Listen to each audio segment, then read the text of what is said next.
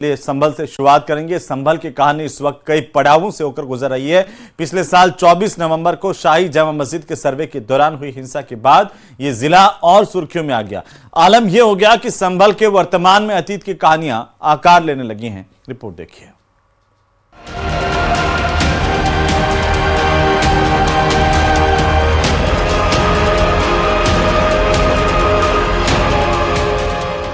ये आज के संभल की तस्वीरें हैं। उस संभल की तस्वीरें जहां प्रशासनिक शक्ति है, संगीनों का साया है और हर संदिग्ध ठिकाने पर कानून व्यवस्था की पैनी नजर।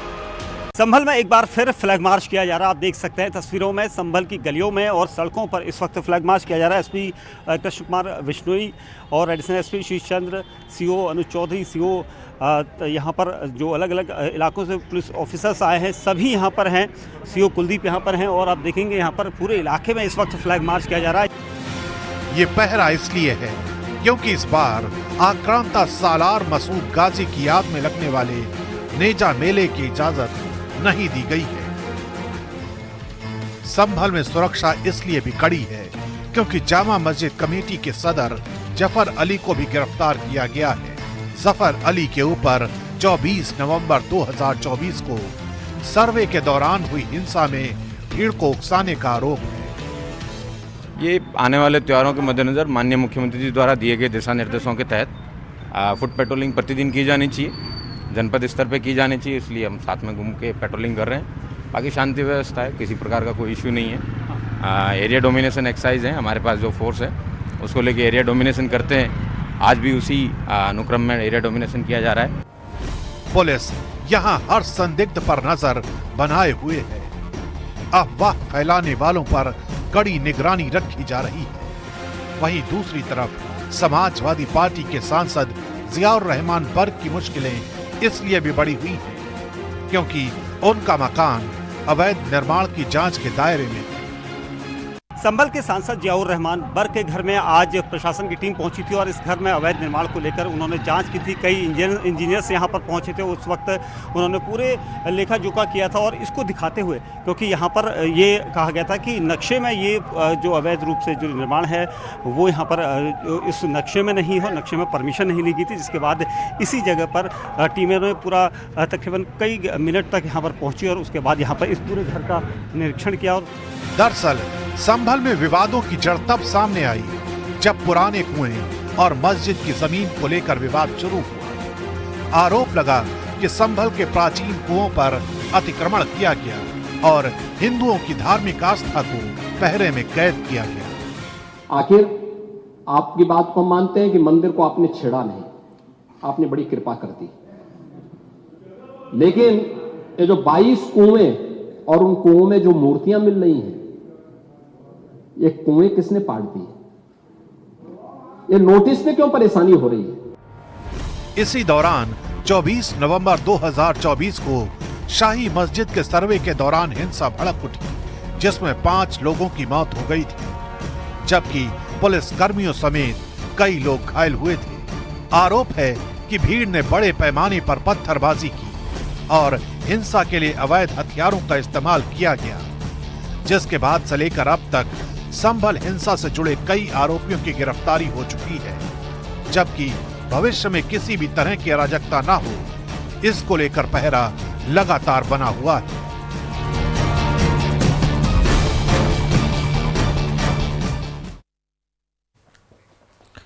तो वहीं कुणाल तुकामरा के आपको बता दें कि इस पर सियासत जारी है। वहीं कांग्रेस के नेता डीके शिव कुमार के संविधान बदलने वाले बयान ने सियासी घमासान छेड़ दिया है। तो वहीं समाजवादी पार्टी के सांसद अवधेश प्रसाद सिंह का कहना है कि पार्टी आरक्षण के पक्ष में तो है, लेकिन धर्म के नाम पर आरक्षण के पक्ष में नहीं है। रिपोर्ट देखिए। कर्नाटक में मुस्लिमों को आरक्षण के मामले में खूब सियासी बयानबाजी हो रही है। अब समाजवादी पार्टी की ओर से अवधेश प्रसाद का बयान सामने आया है। उन्होंने कहा कि समाजवादी पार्टी आरक्षण के पक्ष में तो है, मगर धर्म के नाम पर आरक्षण के पक्ष में नहीं। इन धर्म के नाम पर आरक्षण उचित नहीं है और आरक्षण इस पर एक बड़ी चर्चा की जरूरत है देश स्तर पर, और ये आरक्षण के लिए इस देश में जातीय जनगणना जरूरी है, और तभी आरक्षण का जो हक है, हिस्सा है, मुनासिब ढंग से हो पाएगा। कर्नाटक में मुस्लिमों को आरक्षण मामले पर सियासी विवाद थमता नजर नहीं आ रहा। भाजपा सांसद जगदम्बिका पाल ने इस मुद्दे पर राहुल गांधी को भी घेरा। कांग्रेस के deputy chief minister DK Shiv Kumar ने कहा कि अगर मुसलमानों को आरक्षण देने की जो 4% है, अगर इसमें संविधान आड़े आएगा तो हम संविधान को बदल देंगे। और इस पे राहुल गांधी की आज तक चुप्पी है। राहुल गांधी उनके खिलाफ कार्रवाई करने के बजाय, राहुल गांधी जो संविधान की किताब लिए घूम रहे थे लोकसभा के चुनाव में, कहते थे कि भारतीय जनता पार्टी संविधान बदल देगी अगर सत्ता में आएगी, तो आज उन्हें माफी मांगनी चाहिए। बीजेपी सांसद भोला सिंह ने भी विपक्ष पर निशाना साधा है।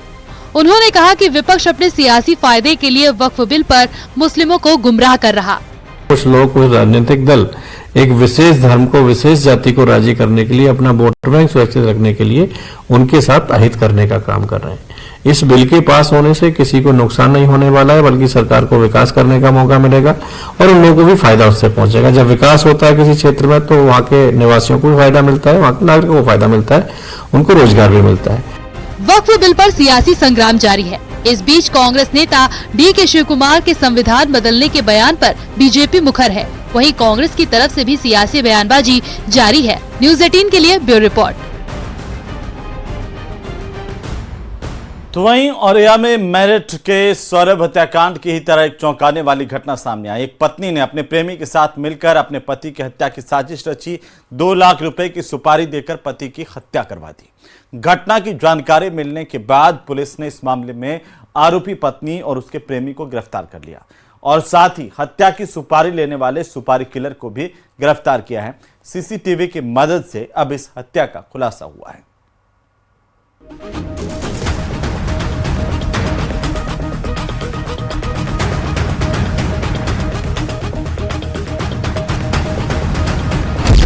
5 मार्च को शादी के फेरे, पत्नी ने प्रेमी संग रची खौफनाक साजिश। पत्नी ने दी पति की सुपारी, जिसके साथ शादी के साथ फेरे लिए उसकी ही मौत का सौदा कर दिया और कीमत लगी सिर्फ 2 लाख रुपए। शादी के महज 14 दिन बाद एक पति की हत्या कर दी गई। औरैया का ये दिल दहला देने वाला हत्याकांड मेरठ की तर्ज पर अंजाम दिया गया। 5 मार्च को शादी हुई और 19 मार्च को दिलीप यादव को गोली मारी गई। इस मर्डर की मास्टरमाइंड कोई और नहीं बल्कि खुद दिलीप की पत्नी प्रगति यादव निकली, जिसने अपने प्रेमी अनुराग यादव के साथ मिलकर पूरी साजिश को अंजाम दिया। और पूछताछ करने पर यह ज्ञात हुआ कि अनुराग यादव ने प्रगति यादव का चलते हुए, इशारा करते हुए ये पूरा हत्या का प्लानिंग किया है। प्रगति यादव और अनुराग यादव के बीच में गहराई से प्रेम प्रसंग था और साथ में रहने के लिए, अपना पति को रास्ते से हटाने के लिए अनुराग को प्रगति ने 1 लाख रुपए भी पहले दिया था और अनुराग यादव ने राम जी के साथ 2 लाख रुपए में सौदा किया था। प्रगति का गांव के ही अनुराग से पिछले 4 साल से प्रेम संबंध था। पुलिस के मुताबिक प्रगति के कहने पर ही अनुराग यादव ने पूरी हत्या की योजना बनाई थी। अनुराग ने सुपारी किलर रामजी नागर से 2 लाख रुपए में सौदा किया था। हत्या की पूरी प्लानिंग व्हाट्सएप कॉल के जरिए हुई। प्रगति ने अपने पति की लोकेशन अनुराग को भेजी और अनुराग ने सुपारी किलर रामजी को, और फिर पति दिलीप को रास्ते से हटाने के लिए सुपारी किलर ने गोली मार दी।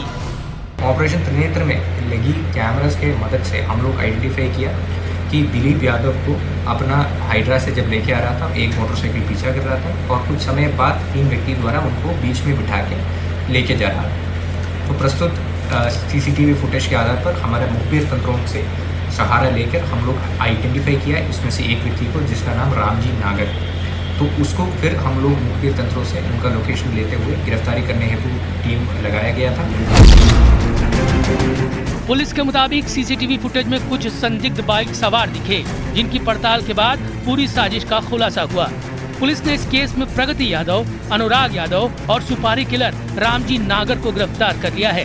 पहले मेरठ हत्याकांड और अब औरैया में शादी के 15 दिन के अंदर पति का कत्ल। सवाल ये है कि रिश्तों में ऐसे खौफनाक खेल कब तक चलते रहेंगे।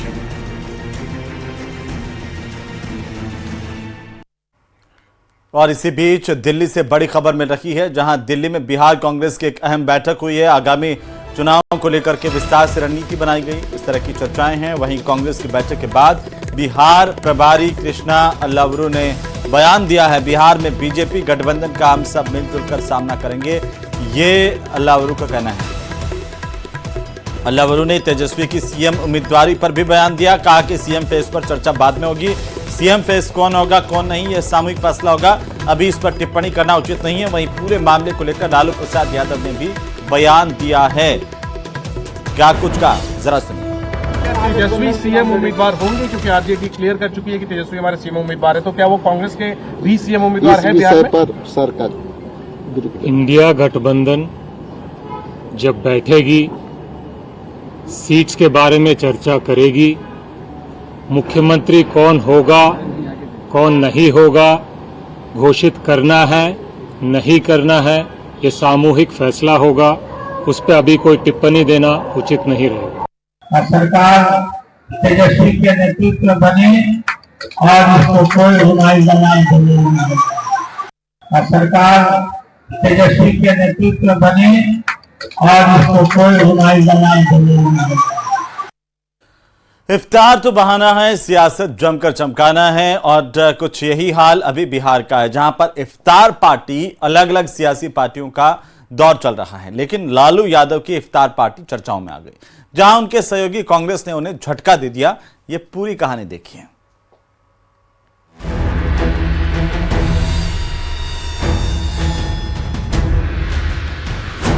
चुनावी साल, इफ्तार पार्टी पर आर पार। चुनाव से पहले कांग्रेस ने लालू को दिया धोखा। नीतीश और चिराग ने कर दिया बड़ा खेल। बिहार में इसी साल विधानसभा चुनाव होने हैं, लेकिन उससे पहले इफ्तार पार्टी के बहाने सियासी शक्ति प्रदर्शन जारी है। अलग अलग दल इफ्तार पार्टी का आयोजन कर रहे हैं, मुस्लिम वोटरों को अपनी तरफ रिझाने की कोशिश कर रहे हैं। सियासी इफ्तार पार्टी में बड़े बड़े नेता भी आ रहे हैं। सोमवार को एक तरफ पूर्व सीएम लालू यादव ने तो दूसरी तरफ केंद्रीय मंत्री और लोक जनशक्ति पार्टी रामविलास के अध्यक्ष चिराग पासवान ने भी पटना में इफ्तार पार्टी दी। इससे पहले 23 मार्च को नीतीश कुमार ने भी इफ्तार पार्टी का आयोजन किया था, जिसमें राज्यपाल, डिप्टी सीएम समेत कई दिग्गज पहुंचे थे। हालांकि लालू यादव की इफ्तार पार्टी के सियासी मायने भी निकाले जा रहे हैं। वजह है कांग्रेस नेताओं की गैर मौजूदगी और इन दिनों तेजस्वी के खासम खास माने जा रहे वीआईपी प्रमुख मुकेश सहनी का इफ्तार में नहीं पहुंचना। आखिर लालू यादव की इफ्तार पार्टी से कांग्रेस ने किनारा क्यों किया? क्या आरजेडी और कांग्रेस के बीच दूरियां बढ़ती जा रही हैं? क्या मुकेश सहनी का भी तेजस्वी से मोहभंग हो गया है? ऐसा इसलिए क्योंकि इंडिया गठबंधन में कांग्रेस, आरजेडी और वीआईपी एक दूसरे के साथ हैं और कुछ महीनों बाद बिहार में विधानसभा चुनाव होने वाले हैं, जबकि दूसरी तरफ एनडीए नेताओं की इफ्तार पार्टी में उनके सभी सहयोगी एकजुट दिखे। बिहार कांग्रेस में कल दिन भर बैठकों का दौर जारी रहा। प्रदेश अध्यक्ष और प्रदेश प्रभारी के नेतृत्व में लगातार बैठकों का आयोजन हुआ। ओबीसी मोर्चा, पूर्व विधायकों, वरिष्ठ नेताओं और जिलाध्यक्षों के साथ कल समीक्षा बैठक हुई। नए प्रदेश अध्यक्ष बने वो भी नजर नहीं आए सर, बड़े चेहरा कोई नजर नहीं आए सर। भैया ऐसा है कि बहुत लोग आए थे कांग्रेस से, बहुत सारे एमएलए लोग भी आए थे, मगर ऐसा है कि आखिरी अरसा है ये रमजान का, तो उनके क्षेत्र में भी इफ्तार पार्टी होगा या उन्होंने ऑर्गेनाइज किया होगा, मगर ऐसा नहीं है कि उनका रिप्रेजेंटेशन नहीं है। वहीं पूरे मामले को सत्ता पक्ष ने तुरंत लपक लिया। जेडीयू ने तो बड़ा दावा कर दिया कि बिहार में कभी भी महागठबंधन टूट सकता है। लालू जी और तेजस्वी जी के दावते इफ्तार से कांग्रेस नेताओं का नदारद दिखना इस बात का एक बड़ा सबूत है कि कभी भी बिहार में महागठबंधन दम तोड़ सकता है। राजद की इफ्तार पार्टी से कांग्रेस की दूरी यह उनके अनुदिनी कलह को दर्शाता है। दरअसल दोनों पार्टियां तुष्टीकरण की राजनीति में माहिर हैं, दोनों अपने अपने तरह से तुष्टीकरण करते हैं और इस तरह का आयोजन से उनकी असलियत, महागठबंधन की असलियत सामने आ चुकी है। भाजपा सबका साथ, सबके विकास के सिद्धांत पर काम करती है, इस तरह का दिखावा वाला आयोजन नहीं करती। वह सही मायने में सबका साथ, सबका विकास करती है। नौटंकी पर विश्वास बीजेपी नहीं करती।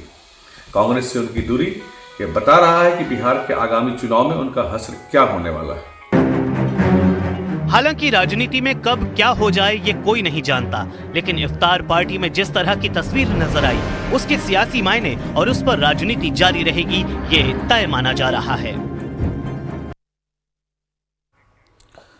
तो उधर बिहार विधान परिषद में आज जमकर हंगामा हुआ है, जहां आरजेडी के सभी विधान परिषद के सदस्य हरे रंग की टी शर्ट में पहुंचे, जिस पर 65% आरक्षण को लेकर के नारे लिखे थे। सीएम नीतीश ने इसे लेकर तंज कसा, कहा कि आरजेडी के लोग तेजस्वी के कहने पर कुछ भी करते हैं। इस दौरान एक बार उनकी राबड़ी देवी से भी नोकझोंक हुई है। रिपोर्ट देखिए। अकेला एगो इसी का है, इसके हस्बैंड करता है। अरे ये बेचारी की सबको कराया, ये सब बोगस चीज है। आरजेडी विधायकों की हरे रंग की ये टी शर्ट बिहार विधान परिषद में हंगामे का सबब बन गई। इस टी शर्ट पर नारे लिखे हुए हैं। अगर इसे पढ़ने में आपको परेशानी हो रही है तो सीएम नीतीश की जुबानी सुन लीजिए कि इस पर लिखा क्या है। अभी नहीं था, वो खड़ा हो ना, अरे वो खड़ा हो ना।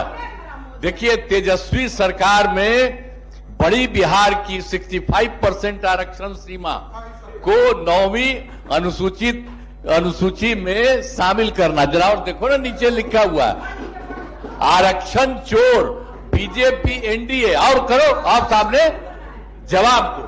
ये इन्हीं लोगों का पार्टी जो है। अरे बैठो ना, तोरा कौन। दरअसल आरजेडी के विधान पार्षद 65% आरक्षण को 9वीं अनुसूची में शामिल करने की मांग पर अड़े थे और उनकी अगुवाई कर रही थी पूर्व मुख्यमंत्री राबड़ी देवी। आरक्षण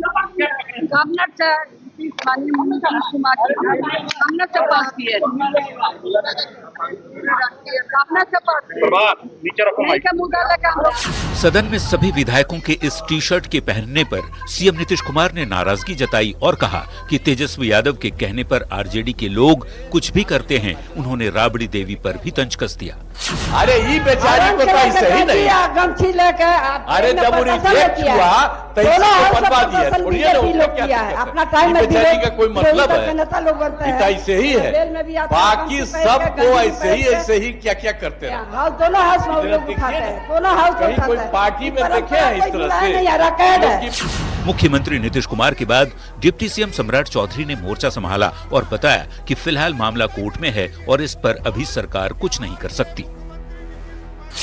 न्यूज़ 18 के लिए पटना से संजय कुमार की रिपोर्ट। और इसी